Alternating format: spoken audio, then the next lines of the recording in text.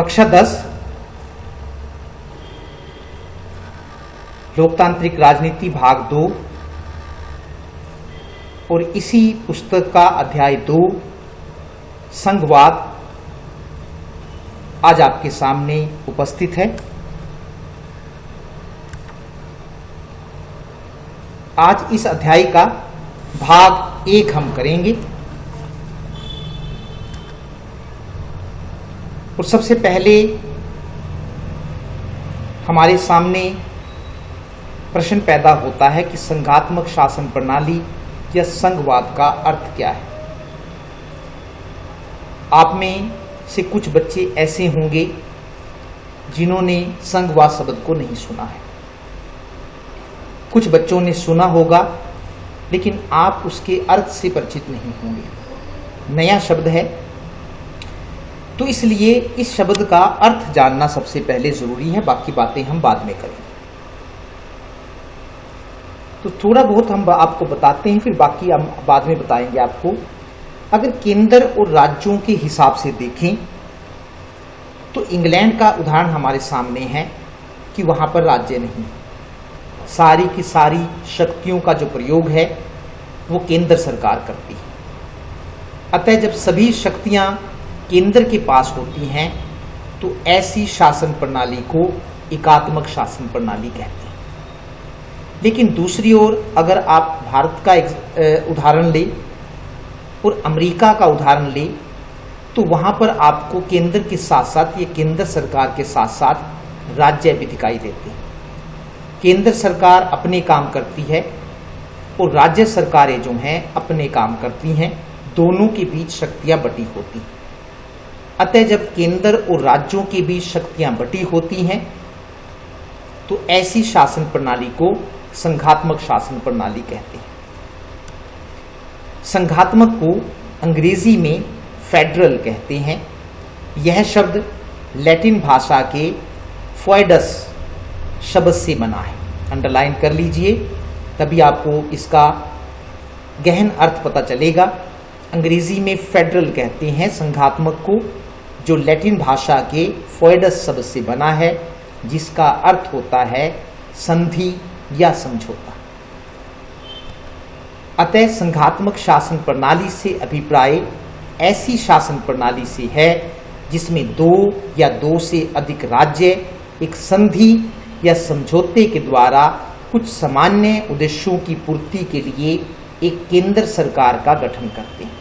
ध्यान से समझने की जरूरत है कि जिसमें 2 या 2 से अधिक राज्य एक संधि, क्योंकि फोइडस का मतलब ही संधि है या समझौता है, जिसमें 2 या 2 से अधिक राज्य एक संधि या समझौते के द्वारा कुछ सामान्य उद्देश्यों को प्राप्त करने के लिए केंद्र सरकार का गठन करते हैं। राज्य ये निर्णय करते हैं क्योंकि ये माना जाता है कि अगर आप छोटे हैं, अकेले रहेंगे तो कोई भी आपके ऊपर आक्रमण करके आपको अपने मिला सकता है।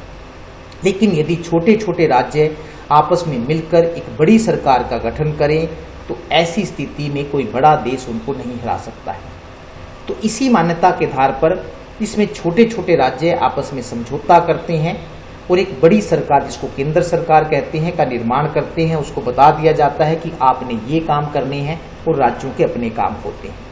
दोबारा फिर मैं रिपीट कर रहा हूं, ऐसी संघात्मक शासन प्रणाली से अभिप्राय ऐसी शासन प्रणाली से है जिसमें 2 या 2 से अधिक राज्य एक संधि या समझौते के द्वारा कुछ सामान्य उद्देश्यों को पूरा करने के लिए एक केंद्र सरकार का गठन करते हैं, लेकिन बाकी उद्देश्यों की पूर्ति के लिए वे स्वतंत्र होते हैं। मतलब सामान्य से उद्देश्य होते हैं कि रक्षा करने की जिम्मेदारी केंद्र सरकार की होगी, बाकी जो दूसरे मामले होंगे उसमें राज्य सरकारें अपने अपने काम करेंगे। संघ बनता कैसे, बात प्रश्न ये पैदा होती है कि संघ बनाते कैसे हैं। आमतौर पर संघीय शासन व्यवस्थाएं 2 तरीकों से गठित होती हैं। 2 तरीके हैं संघ बनाने के। उसमें पहला तरीका है जब 2 या 2 से अधिक स्वतंत्र राष्ट्र या राज्य एक समझौते के द्वारा अपने आप को एक बड़ी इकाई के रूप में गठित कर लेते हैं। जब 2 या 2 से अधिक राज्य एक समझौते के द्वारा अपने आप को एक बड़ी इकाई के रूप में गठित कर लेते हैं इसमें राज्य अपनी अलग पहचान को बनाए रखते हैं। केंद्र सरकार कुछ ही मामलों को देखती है, बाकी मामलों को राज्य अपने आप देखते हैं। देश की सुरक्षा का जैसे मामला है तो उन मामलों को लेकर छोटे छोटे राज्य अपना एक संघ बना लेते हैं। इसमें जो केंद्र सरकार है वो कुछ ही मामलों को देखती है, बाकी मामलों में राज्य स्वतंत्र होते हैं। तो ये एक समझौता है जिसके द्वारा ये तय करते हैं कि एक बड़ी सरकार का गठन करेंगे। तो यहाँ भी आपने दिखाया है अलग अलग राज्य हैं, ये जो लोग जो प्रतिनिधित्व कर रहे हैं वास्तव में अलग अलग राज्य हैं और एक मिलकर फेडरलिज्म या फेडरल का गठन करते हैं। स्टेट हैं और नेशन इधर आप देख रहे हैं, तो दोनों जो हैं आपस में समझौता करते हैं या संधि करते हैं और एक केंद्र सरकार का गठन करते हैं। यहाँ पर भी दिखाया गया है कि ये अमेरिका, अगर आप देख रहे हैं झंडा है, तो अमेरिका के 50 राज्य हैं, उन्होंने आपस में मिलकर एक राष्ट्रीय सरकार या केंद्र सरकार का गठन किया है। यूनाइटेड स्टेट ऑफ अमेरिका, इसमें ये उनके अलग अलग 50 राज्य हैं और उन्होंने मिलकर संयुक्त राष्ट्र यूएस संयुक्त राष्ट्र अमेरिका का गठन किया है। इस प्रकार से संघ बनाने का उदाहरण संयुक्त राज्य अमेरिका और ऑस्ट्रेलिया है। इस तरह की संघीय प्रणाली में राज्यों की समान अधिकार होते हैं। ये नहीं होता कि केंद्र के ज़्यादा हों और राज्यों के कम हों, तो राज्यों के समान अधिकार होते हैं और वे केंद्र के मुकाबले ज़्यादा ताकतवर होती हैं, क्योंकि यहाँ पर राज्यों ने समझौता किया होता है कि वे आपस में मिलकर एक केंद्र सरकार का गठन करेंगे। एक दूसरा तरीका भी है, ये तरीका कहाँ प्रचलित है ये भी बताया जाएगा। संघीय शासन व्यवस्था के गठन का दूसरा तरीका है कि जब एक बड़े देश द्वारा अपनी आंतरिक विविधताओं को ध्यान में रखते हुए राज्यों का गठन किया जाता है। इसमें एक बड़ा देश पहले अपनी उसमें जिसमें बहुत सारी विविधताएं धर्म, जाति, भाषा के आधार पर होती है, तो उनके आधार पर वो या उन विविधताओं को ध्यान में रखते हुए राज्यों का गठन करता है। जबकि पहले वाले तरीके में राज्य एक संधि के द्वारा केंद्र सरकार का गठन करते हैं, लेकिन दूसरे तरीके में एक बड़ा देश अपनी विविधताओं को ध्यान में रखते हुए राज्यों का गठन करता है और फिर राज्यों और केंद्र सरकार के बीच शक्तियों को बांट दिया जाता है। इसके बाद दोनों में से कोई भी एक दूसरे के कामों में दखल अंदाजी नहीं करता है।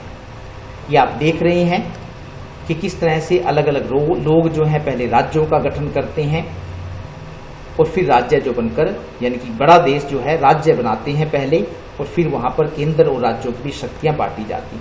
भारत, बेल्जियम, स्पेन में इसी प्रकार की संघात्मक शासन प्रणाली। इस प्रकार की प्रणाली में राज्यों के मुकाबले केंद्र सरकार ज्यादा ताकतवर होती है, क्योंकि राज्यों की तुलना में केंद्र सरकार को ज्यादा शक्तियां दी जाती है। तो पहले वाली व्यवस्था, जो पहले वाला तरीका है, उसमें राज्य ताकतवर होते हैं। पहले तरीके से जो संघ का गठन हुआ है वो अमेरिका में हुआ है और दूसरे वाले तरीके में बड़ा देश पहले राज्यों का गठन करता है और फिर दोनों के बीच, क्योंकि बड़ा देश राज्यों की भी शक्तियां बांट रहा है, तो वो ज्यादातर शक्तियां अपने पास रखता है और केंद्र राज्यों को कम शक्तियां देता है। तो इस प्रकार हम कह सकते हैं कि जो दूसरे वाले तरीके में जो भारत में प्रचलित है उसमें राज्यों की तुलना में केंद्र सरकार ज्यादा शक्तिशाली होती है। अतः हम कह सकते हैं कि संघात्मक शासन प्रणाली से अभिप्राय ऐसी शासन प्रणाली से है जिसमें केंद्र और राज्य स्तर पर अलग अलग सरकारें होती हैं। अब यहाँ पर आपको अर्थ बताने की कोशिश की गई है कि जिसमें केंद्र और राज्य स्तर पर अलग अलग सरकारें होती हैं, दोनों के बीच शक्तियां बटी होती हैं। शक्तियों का यह बंटवारा संविधान के अनुसार होता है और दोनों में से कोई भी एक दूसरे के कामों में दखल अंदाजी नहीं करता है। तो उपरोक्त विवरण को पढ़कर हम बता सकते हैं कि संघात्मक शासन प्रणाली क्या है, जिसमें केंद्र और राज्य स्तर पर अलग अलग सरकारें होती हैं, फिर दोनों के बीच शक्तियों को बांट दिया जाता है और शक्तियों का जो ये बंटवारा किया जाता है ये संविधान में लिख दिया जाता है कि कौन सी शक्ति किसकी होगी और इसके बाद कोई भी एक दूसरे के कामों में दखल अंदाजी नहीं करता है। तो उपरोक्त जो विवरण हमने पढ़ा है उसके आधार पर हम संघात्मक शासन प्रणाली की कुछ विशेषताएं बता सकते हैं।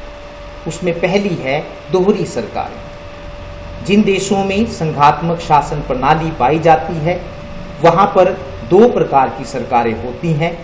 सारे देश का शासन केंद्र सरकार चलाती है जबकि राज्यों में राज्य सरकारें होती हैं। तो जहां भी संघात्मक शासन प्रणाली पाई जाएगी वहां पर दोहरी सरकारें होंगी, एक केंद्र सरकार होगी और आगे देश जितने राज्यों में बटा होता है वहां पर राज्य सरकारें होती हैं। ये दोनों सरकारें अपने अपने काम करती हैं और दोनों में से कोई भी एक दूसरे के कामों में दखल अंदाजी नहीं करता है। दूसरी विशेषता है शक्तियों का बंटवारा, डिवीजन ऑफ पावर्स। संघात्मक शासन प्रणाली की एक विशेषता यह भी है कि इसमें केंद्र और राज्य सरकारों के बीच शक्तियां बटी होती हैं, दोनों की शक्तियों को बांट दिया जाता है। ऐसे मामले जिनका संबंध पूरे देश से होता है वे केंद्र सरकार को सौंपे जाते हैं।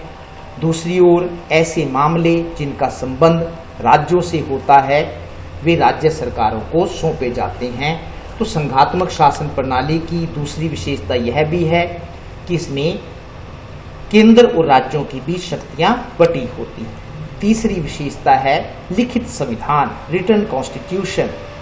संघात्मक शासन प्रणाली की एक विशेषता यह भी है कि इसमें संविधान लिखित होता है। क्यों होता है संविधान लिखित? संविधान लिखित इसलिए होता है क्योंकि इस प्रणाली में केंद्र और राज्यों के बीच शक्तियां बटी होती हैं, इसलिए जहां भी बंटवारा होता है वहां लड़ाई झगड़ा होने की संभावना बनी रहती है। इसलिए शक्तियों के बंटवारे को लेकर दोनों के बीच कोई झगड़ा ना हो, संविधान में उन शक्तियों को साफ साफ लिख दिया जाता है। और जब संविधान में साफ साफ लिख दिया जाता है कि ये केंद्र सरकार की शक्तियां होंगी, ये राज्य सरकार की शक्तियां होंगी, तो कोई भी एक दूसरे के मामलों में दखलंदाजी नहीं करता है। चौथी विशेषता है सर्वोच्च न्यायालय होता है। जिन देशों में संघात्मक शासन प्रणाली होती है वहां पर सर्वोच्च न्यायालय भी होता है। संघात्मक शासन प्रणाली में यदि केंद्र और राज्य सरकारों के बीच किसी बात को लेकर कोई झगड़ा हो सकता है, ये पूरी संभावना होती है कि अगर आप कितना भी बंटवारा सही ढंग से कर दीजिए शक्तियों का, लेकिन फिर भी झगड़ा होने की संभावना बनी रहती है। इसलिए जरूरी हो जाता है कि उस झगड़े का समाधान भी किया जाए।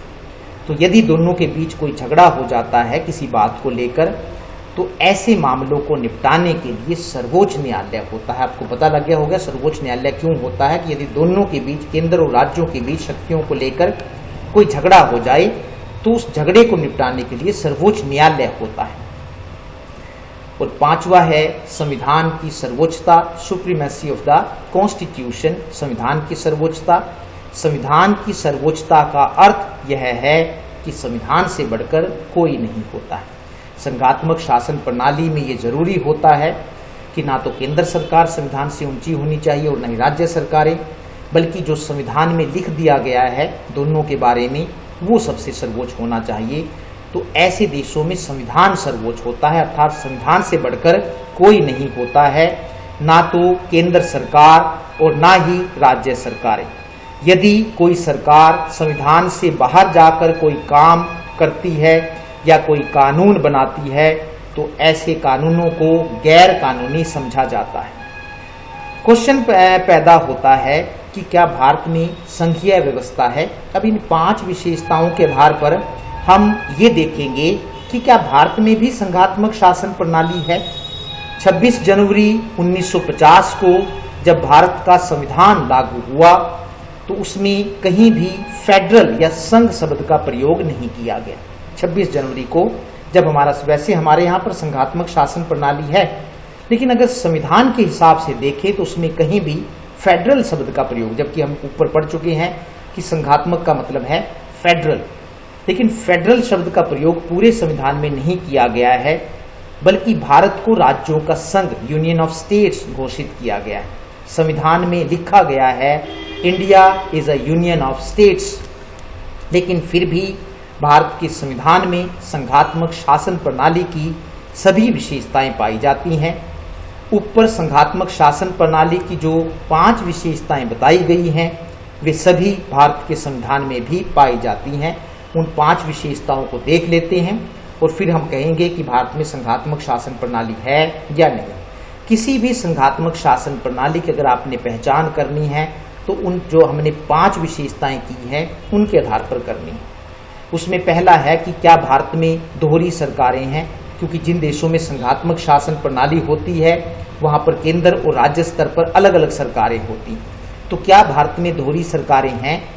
भारत में भी दोहरी सरकारें हैं।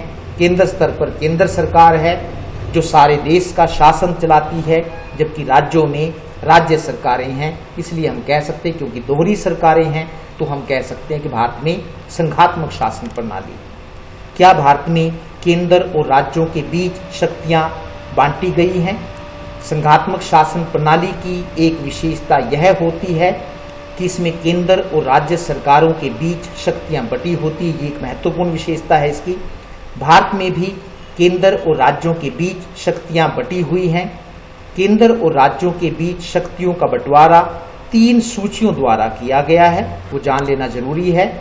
तो उसमें पहली सूची है संघ सूची। आपने याद रखनी है कि भारत में केंद्र और राज्यों के बीच शक्तियों का बंटवारा कितनी सूचियों के द्वारा किया गया है? 3 सूचियों के द्वारा किया गया है। तो संघ सूची जो है, इस सूची में ऐसे विषय रखे गए हैं जिनका संबंध पूरे देश से। इन विषयों पर कानून बनाने का अधिकार केंद्र सरकार को दिया गया है। याद रखना आपने कि संघ सूची के विषयों पर कौन कानून बनाता है? केंद्र सरकार। इस सूची में 99 विषय हैं, 99 सब्जेक्ट्स हैं, ये भी अंडरलाइन कीजिए। कुछ विषय इस प्रकार हैं जैसे रक्षा, विदेशी मामले, डाक तार, रेलवे, बैंकिंग, मुद्रा, संचार आदि। तो ये विषय जो है वो संघ सूची में रखे गए हैं और संघ सूची के विषयों पर कानून बनाने का जो अधिकार है वो केंद्र सरकार को दिया गया है। दूसरी है राज्य सूची। इस सूची में ऐसे विषय रखे गए हैं जिनका संबंध केवल राज्यों से। इन विषयों पर कानून बनाने का अधिकार राज्य सरकारों को दिया गया। क्योंकि राज्य सूची है तो इस सूची में जितने भी विषय रखे गए हैं उन पर कानून बनाने का अधिकार राज्य सरकारों का है। वर्तमान समय में इस सूची में 66 विषय हैं।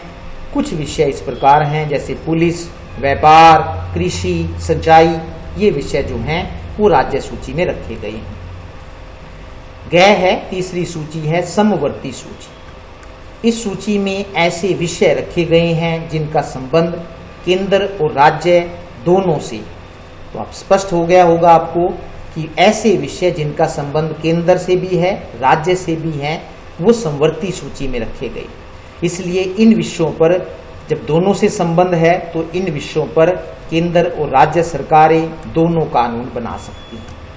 लेकिन संविधान में यह भी कहा गया है कि यदि समवर्ती सूची के किसी विषय पर केंद्र सरकार ने भी कानून बनाया हो और राज्य सरकारों ने भी कानून बनाया हो और दोनों के बीच कानून को लेकर कोई मतभेद हो जाता है तो ऐसी स्थिति में केंद्र सरकार द्वारा बनाए गए कानून को ही सही माना जाएगा। कुल मिलाकर हम ये कह सकते हैं कि समवर्ती सूची के विषय पर ये दोनों के बीच झगड़ा होता है तो ऐसी स्थिति में केंद्र सरकार जो कानून बनाएगी उसको ही सही माना जाएगा। वर्तमान समय में समवर्ती सूची में 47 विषय हैं। ये याद रखने आपने कि सूची में कितने विषय हैं। कुछ विषय इस प्रकार हैं समवर्ती सूची के, शिक्षा है, वन है, विवाह, गोद लेना, उत्तराधिकार आदि। तो ये ऐसे विषय हैं जिन पर केंद्र सरकार भी कानून बना सकती है और राज्य सरकार भी कानून बना सकती है। चौथी है एक और, वो है अवशिष्ट शक्तियां। ये अवशिष्ट शक्तियां क्या है? ऊपर बताई गई तीनों सूचियों में जो विषय नहीं आते हैं, संघ सूची, समवर्ती सूची और राज्य सूची, अगर उसके बाद भी कोई विषय रह जाता है तो उन्हें अवशिष्ट शक्तियों में रखा गया है। इन विषयों पर कानून बनाने का अधिकार केंद्र सरकार को दिया गया। अंडरलाइन कर लीजिए कि अवशिष्ट शक्तियों पर कानून कौन बना सकता है और वो है केंद्र सरकार। कंप्यूटर सॉफ्टवेयर, ये नए विषय भी आए हैं। साइबर क्राइम, कुछ ऐसे विषय हैं जिनको हमने अवशिष्ट शक्तियों में रखा है। केंद्र शासित प्रदेश, ये भी भारत की एक महत्वपूर्ण विशेषता है भारतीय संघ की। भारतीय संघ की एक खास विशेषता यह भी है कि इसमें कई ऐसी इकाइयां भी हैं जो बहुत छोटे इलाके, अपने छोटे आकार के कारण ये राज्य नहीं बन सकते हैं। इन्हें किसी राज्य में भी शामिल करना संभव नहीं है। चंडीगढ़, लक्षद्वीप तथा देश की राजधानी दिल्ली जैसे इलाके इसी श्रेणी में आते हैं और इन्हें केंद्र शासित प्रदेश कहा जाता है। तो ऐसे इलाके जो राज्य बनने लायक नहीं हैं, छोटे हैं, जिनको राज्य नहीं बनाया जा सकता, उनको केंद्र शासित प्रदेश कहा जाता है। वर्तमान समय में भारत में 9 केंद्र शासित प्रदेश हैं।